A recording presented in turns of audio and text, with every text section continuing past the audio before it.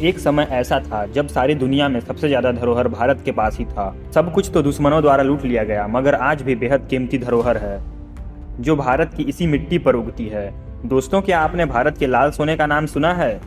भारत का लाल सोना बल्कि कुछ और नहीं, लाल चंदन है। वही लाल चंदन जो दुनिया के सामने टॉलीवुड की फिल्म पुष्पा लेकर आई है। दोस्तों, हाल ही में रिलीज हुई पुष्पा भारत की ब्लॉकबस्टर मूवी बन चुकी है। ऐसा कोई शख्स नहीं रहा जो इस मूवी से अनजान होगा। शायद आपने भी इस मूवी को देख लिया होगा।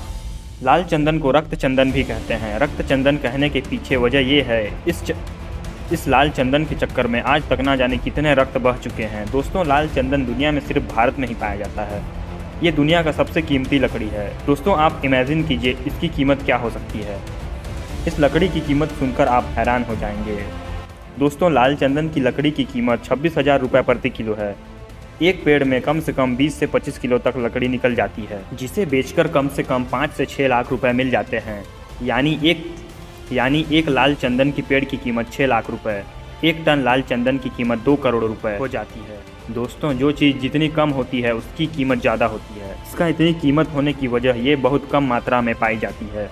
लाल चंदन भारत के तमिलनाडु और आंध्र प्रदेश में ही होता है। इसी लाल चंदन के चक्कर में तमिलनाडु और आंध्र प्रदेश के बॉर्डर में चीन द्वारा कई बार युद्ध की गई और ना जाने कितने जाने रक्त से लथपथ हो गई।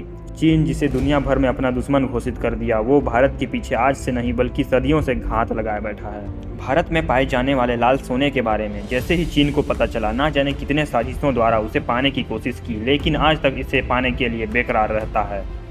दोस्तों, आपके मन में खूब सारे सवाल उठ रहे होंगे कि आखिर इस लाल चंदन में ऐसा क्या है, आखिर इससे किस काम के लिए इस्तेमाल किया जाता है, आखिर क्यों चीन इसके पीछे पड़ा है। तो दोस्तों, आज आपकी इन सभी सवालों के जवाब इस वीडियो में देंगे।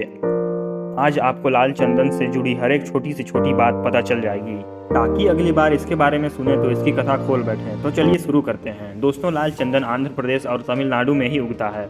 वहाँ भी हर जगह नहीं, सिर्फ और सिर्फ 4 जिलों में ही प्रचुर मात्रा में होते हैं। चित्तूर, कडप्पा, कुर्नूल और नल्लोर में फैले सीसाचलम की पहाड़ियों में। इस बात से आप इसकी खास होने की वजह समझ सकते हैं। दोस्तों, इस पेड़ की एवरेज हाइट 8 से 11 मीटर होती है। पूरे विश्व में चंदन की 16 प्रजातियां हैं, जिसमें सेतलम एल्बम प्रजातियां सबसे सुगंधित और औषधीय युक्त मानी गई है। लाल चंदन की सबसे खास बात जो दुनिया में कुछ ही खास चीजों को मिली है, वो है इसका वक्त, यानी कि उसे उगने में कितना वक्त लगता है। इस बात को आप इमेजिन कीजिए।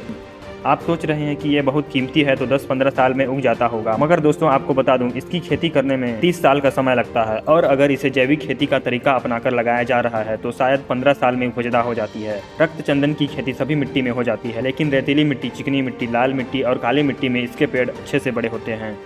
इसका मुख्यतः उपयोग दवा, इत्र, फर्नीचर और सजावट के सामान और विशेष प्रकार के म्यूजिकल इंस्ट्रूमेंट बनाने में किया जाता है। कई लोग शराब बनाने में भी इसका इस्तेमाल करते हैं। दोस्तों, लाल चंदन से कई प्रकार की दवाइयाँ बनाई जाती है। लाल चंदन के पाउडर से स्किन एलर्जी जैसे सूजन, जलन का इलाज हो सकता है। कहा जाता है रक्त चंदन को सेव और शाक्त मत को मानने वाले लोग अधिक प्रयोग करते हैं।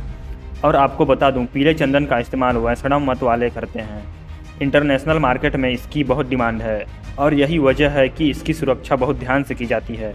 ऐसे में 2.25 लाख हेक्टेयर में फैले सीसाचलम की सुरक्षा काफ़ी अहम होती है। दोस्तों, स्मगलिंग करने की मात्रा कोई छोटी मोटी नहीं है। प्रत्येक वर्ष कम से कम 20,000 करोड़ रुपए की लाल चंदन का इलीगल सप्लाई करता है। जरा सोचिए कि भारत से लीगली किया जाता तो भारतवर्ष का कितना फायदा हो जाता। और यही कारण है कि भारत में इसके लिए सजा भी सुनाई गई है। कोई भी अगर लाल चंदन की तस्करी करते हुए पकड़ा जाए तो उसे 11 साल की सजा सुनाई जाएगी।